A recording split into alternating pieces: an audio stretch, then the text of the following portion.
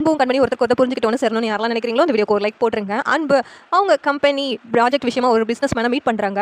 அவர் ஒரு மெனு சொல்கிறாரு. அந்த மெனுவில் கண்மணி பண்ணுற இடியாப்பமும் வடகரியும் வேணும்னு சொல்லிட்டு அவர் ஆர்டர் போடுறாரு.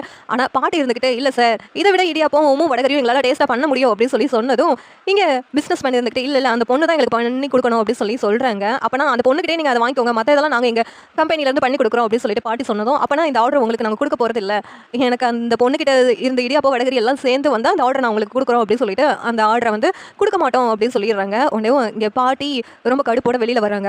அன்பு நம்ம எங்கெங்கே போகிறோமோ அவள் வாட்ச் பண்ணிட்டே இருக்கிறான்னு நினைக்கிறேன். அதுதான் அந்த ப்ராஜெக்ட் விஷயமா நம்ம பேச போகிறது தெரிஞ்சு முன்னக்கூடியே இவர்கிட்ட வந்து பேசிக்கிட்டு நமக்கு இந்த ஆர்டர் கிடைக்க விடாமல் பண்ணியிருக்கா அந்த கண்மணி. நம்ம பிஸ்னஸ் விஷயத்தில் ரொம்ப தலையிட்டு இருக்கா. அதான் அவளோட ஐடியாவை யூஸ் பண்ணதுனால அந்த கம்யூனிட்டி கிச்சனே வேண்டாம்னு சொல்லிட்டு க்ளோஸ் பண்ணியாச்சுல. அப்புறம் எப்படி நம்ம விஷயத்துலேயும் அவள் தலையிடலாம். பாட்டி சொன்னதும் அன்புக்கு கோவம் தான் வருது கண்மணி மேலே.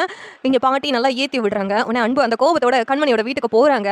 இங்கே கண்மணி அன்புவை பார்த்ததும் நம்ம கனவுல நடந்தது அப்படியே நடக்க போகுதுன்னு நினச்சி சந்தோஷப்படுறாங்க. இங்கே கண்மணி அம்மாவும் மாப்பிள்ளை வந்திருக்காருடி அப்படின்னு சொல்லிட்டு கண்மணியை பார்த்து சொன்னதும் கண்மணிக்கு உள்ளுக்குள்ள ரொம்ப சந்தோஷம். அந்த நேரத்தில் அன்பு கோவமா கண்மணி முன்னாடி வந்துட்டு நீ என்ன நினச்சிக்கிட்டு இருக்க மனசில், அன்னைக்கு உன்னோட ஐடியாவை பயன்படுத்தி தான் நாங்கள் கம்யூனிட்டி கிச்சன் வச்சிருக்கோம்னு சொல்லி சொன்னதுனால அந்த கம்யூனிட்டி கிச்சனை நான் ஷட் டவுன் பண்ணிட்டேன். அதனால எனக்கு எவ்வளோ லாஸ் ஆயிடுச்சுன்னு உனக்கு தெரியுமா? ஆனால் அந்த லாஸை கூட நான் பொருட்படுத்தவே இல்லை. இப்போ ஒரு டீலிங்க்கு பேசுறதுக்காக ஒரு பிஸ்னஸ் மேன் கிட்ட நான் போனால் அதுக்கு முன்னாடியே அவர்கிட்ட நீ போய் பேசி எனக்கு இந்த டீல் கிடைக்க விடாமல் பண்ணி வச்சிருக்கல. ஏன் கண்மணி இப்படி எல்லாம் பண்ணுற?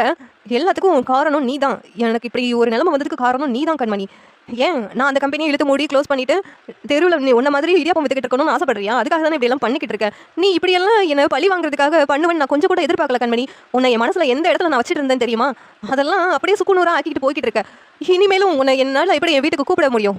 அது இந்த ஜென்மத்தில் நடக்காது அப்படின்னு அன்பு ரொம்ப கோவப்பட்டு பேசிக்கிட்டே இருக்காங்க. உன்னை கண்மணி இருந்துட்டு என்னங்க நான் என்ன பண்ணேன், நீங்கள் வந்து என்கிட்ட வந்து கத்திக்கிட்டு இருக்கீங்க, நீங்கள் பேசுறது எனக்கு ஒன்றும் புரியல அப்படின்னு சொல்லிட்டு கண்மணி சொல்லிக்கிட்டு இருக்காங்க. அன்பு இருந்துட்டு நடிக்காத, நீ என்னென்ன வேலை பார்த்துருக்கேன்னு எனக்கு தெரிஞ்சிருச்சு, போதும், இனிமேல் உனக்கு எனக்கு சம்மந்தமே இல்லை, அதை சொல்லிட்டு போகிறதுக்கு தான் வந்தேன் அப்படின்னு அன்பு சொல்கிறாங்க. கண்மணி அம்மா இருந்துட்டு என்னடி பண்ண, மாப்பிள்ளை எவ்வளோ கோவப்படுறாரு, மாப்பிள்ளை போகாதீங்க மாப்பிள்ளை அப்படின்னு சொல்லிட்டு கண்மணி அம்மாவும் கெஞ்சி பார்க்குறாங்க. இங்கே கண்மணி விடுமா அப்படின்னு சொல்லிட்டு சொல்கிறாங்க. சரி எப்படி நல்லா இருக்கும் நீங்கள் நினைக்கிறீங்கன்னு கமெண்ட் பண்ணுங்கள். லைக் பண்ணுங்கள், ஷேர் பண்ணுங்கள், சப்ஸ்கிரைப் பண்ணுங்கள். தேங்க்யூ.